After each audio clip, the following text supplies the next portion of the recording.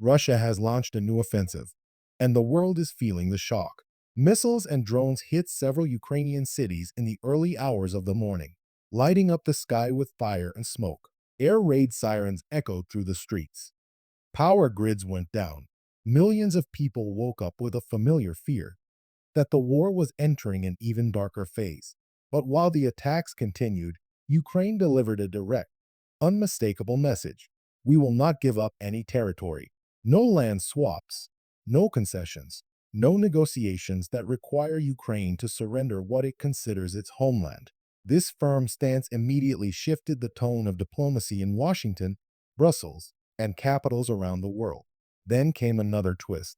Donald Trump, who has long claimed he could end the war quickly, now faces a difficult reality. His proposed fast peace deal depended on compromises from both sides. But Russia is escalating, and Ukraine refuses to give up land. That makes Trump's plan far harder to achieve. Some analysts say his expectations have been completely upended. So the questions are serious. Why did Russia choose this moment to escalate? Why is Ukraine taking an even harder line? And what does all of this mean for Trump, for the United States, and for the future of the war? Today, we break down Russia's new offensive, the political fallout, the changing global strategy, and what may come next. Russia's NEW offensive. What actually happened? Russia's latest offensive wasn't random. It was planned, coordinated, and clearly intended to send a message to both Ukraine and the West. Early reports say the attack involved cruise missiles, ballistic missiles, and large drone swarms. Energy facilities, rail lines, communication hubs, and residential areas were targeted. The goal was simple: weaken Ukraine's defenses and spread fear among civilians. In many cities, the night sky glowed orange as explosions echoed for hours. Emergency crews worked nonstop to put out fires and repair power lines. Hospitals switched to backup generators. Thousands of families sheltered underground. Military analysts say this marks a shift in Russia's strategy. Instead of limited strikes, Moscow launched a broad operation designed to pressure Ukraine at a sensitive diplomatic moment. Peace discussions were already fragile. This attack may have been an attempt to break Ukraine's confidence or force them to negotiate from a weaker position. But Ukraine responded with the opposite of what Russia may have expected. Leaders in Kiev repeated their message: no territorial concessions, no negotiations under fire. They argue that giving up land would reward aggression and encourage future attacks. International reactions came quickly. NATO condemned the strikes. European leaders warned of a serious escalation. The United States called the attack a threat to regional stability. Why now? Some experts say Russia wanted to challenge U.S. diplomacy. Others think Moscow was testing Ukraine's air defenses before winter, a season Russia has historically used to apply pressure.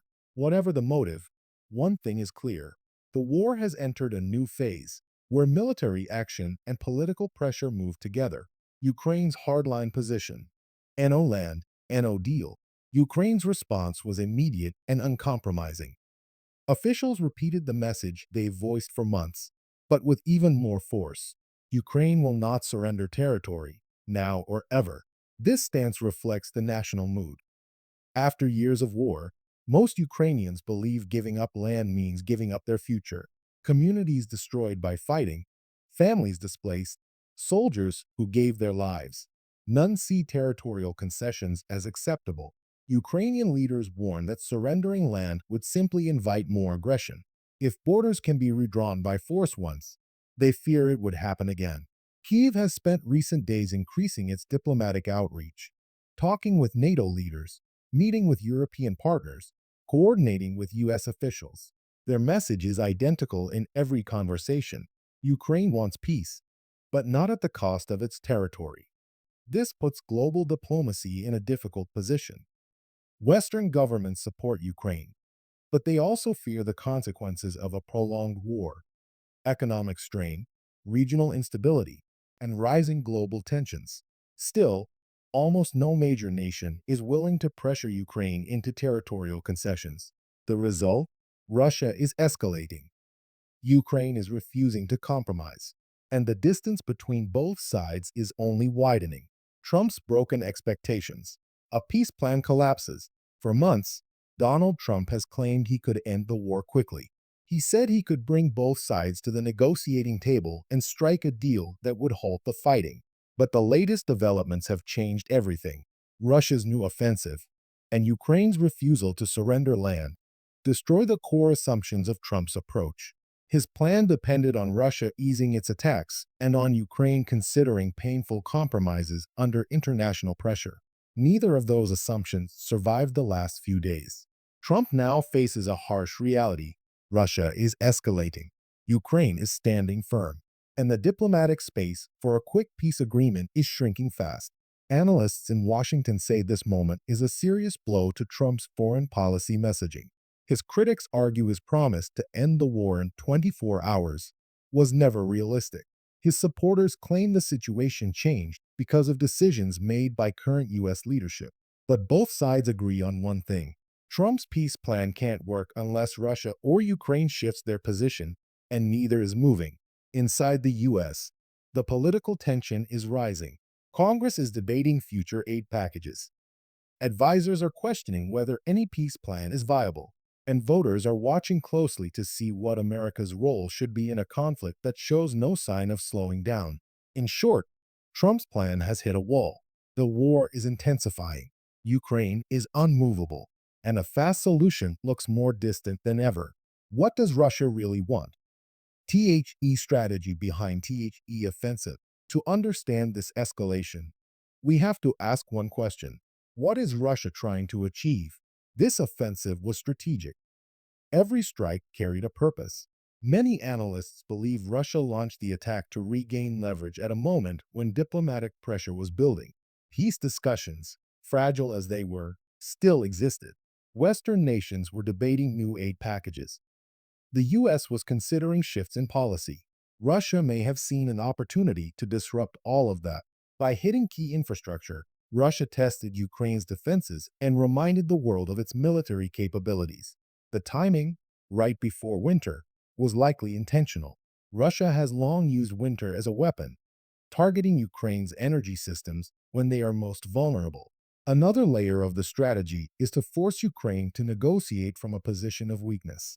If Russia can damage the economy, stretch military resources, and exhaust Ukraine's population, Moscow may hope Kyiv will eventually consider concessions it refuses today. Some experts also believe Russia wanted to challenge the U.S. directly, demonstrating that American diplomacy cannot control the conflict. Regardless of motive, the result is clear. Russia escalated. Ukraine refused to bend, and a negotiated settlement feels further away than before. Global reaction: HOWTHEUS, NATO, and Europe are responding. The global response was swift and serious. In the U.S., lawmakers from both parties expressed concern. Supporters of Ukraine argue the attack proves Russia won't stop unless pressured. Skeptics say the offensive shows diplomacy is failing and new strategies are needed. This division will shape upcoming debates on military aid, sanctions, and America's broader role in the war. NATO condemned the strikes and reaffirmed full support for Ukraine. Member nations called emergency meetings to assess air defense needs, ammunition supplies, and winter logistics. Across Europe, the reaction was mixed. Countries near Russia, like Poland, the Baltic states, and Finland, called for stronger deterrence. Western European nations, like Germany and France, warned about the global consequences of a prolonged war but still voiced support for Ukraine. The message from the international community is clear. This is no longer just a regional conflict. It's a test of global resolve. 3 possible future scenarios. What happens next? As tensions rise, analysts see 3 major scenarios that could shape the months ahead. Scenario 1. Full military escalation. Russia expands the offensive, more missiles, more drones, more pressure on Ukraine's infrastructure. Ukraine responds with stronger counterattacks supported by Western weapons. This is the riskiest scenario and could spill over, pulling NATO closer to direct involvement. Scenario 2. Peace talks collapse completely. If escalation continues and Ukraine refuses concessions, diplomatic channels may close entirely.